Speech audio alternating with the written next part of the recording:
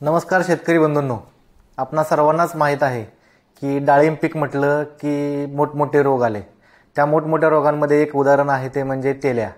आता तेल्या हा रोग कशामुळे येतो, त्याची कारणे काय व त्याच्यावरती उपाययोजना काय करायच्या हे मी थोडक्यात तुम्हाला सांगत आहे। तेल्या रोग हा प्रामुख्याने झॅंथोमोनास ऑक्झिनोपोडिस पुनिकी या जीवाणूमुळे तेल्या रोगाचा प्रादुर्भाव डाळिंब पिकांमध्ये खूप मोठ्या प्रमाणात होत आहे। तेल्या रोग तसं पाहिलं तर महाराष्ट्रामध्ये 2003 या सालापासून तेल्या रोगाचा प्रादुर्भाव खूप मोठ्या प्रमाणात झालेला दिसून येतो। ह्याच्यामध्ये बरेच शेतकरी भरडले गेलेले आहेत। बऱ्याच शेतकऱ्यांना याचा खूप मोठ्या प्रमाणात नुकसान सहन करावं लागले आहे।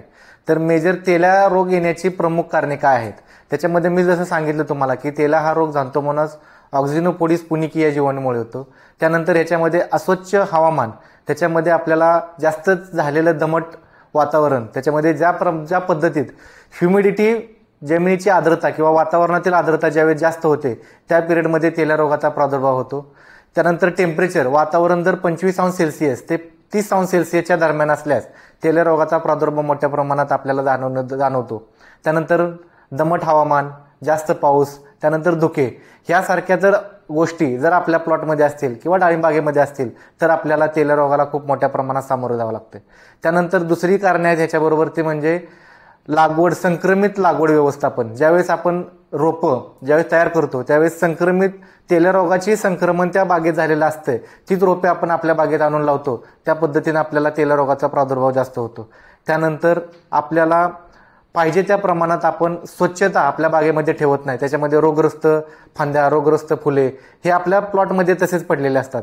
तेल्या रोगाचा प्रादुर्भाव जो आहे तो पहिल्यांदा फुलांवर, पानांवर, त्यानंतर फळांवर आणि खोडांवर खूप मोठ्या प्रमाणात होतो।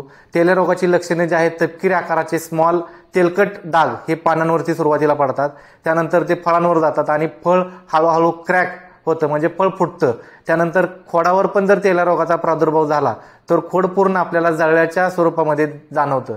ह्याच्यावरती उपाययोजना काय करायच्या, कारण खूप आपण सांगतो की तेल्या रोगाचा प्रादुर्भाव ह्यामुळे होतो, तेल्या रोगाचा प्रादुर्भाव या विशिष्ट पद्धतीमुळे होतो, पण ह्याच्यावरती उपाययोजना जर आपण म्हटलं तर एकात्मिक डिसीज व्यवस्थापन, एकात्मिक रोग व्यवस्थापन केलं तरच आपल्याला तेल्या रोगाचं संक्रमण हे आपल्या बागेपासून जाण्यास मदत होते।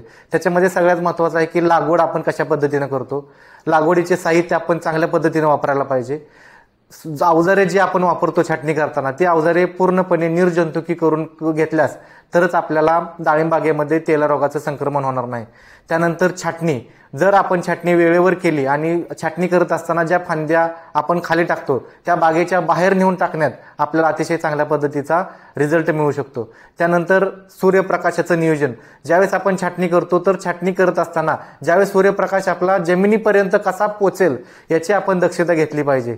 त्यानंतर एकात्मिक कीड रोग व्यवस्थापन करत असताना आपण जैविक बुरशीनाशके, जैविक कीटकनाशके, त्यानंतर जैविक रासायनिक कीटकनाशके, रासायनिक बुरशीनाशके याचा सगळ्यांचा मिश्रण व्यवस्थित स्टेज टू स्टेज केला तरच आपल्याला तेल्या रोगाला नियंत्रण मिळवता येईल।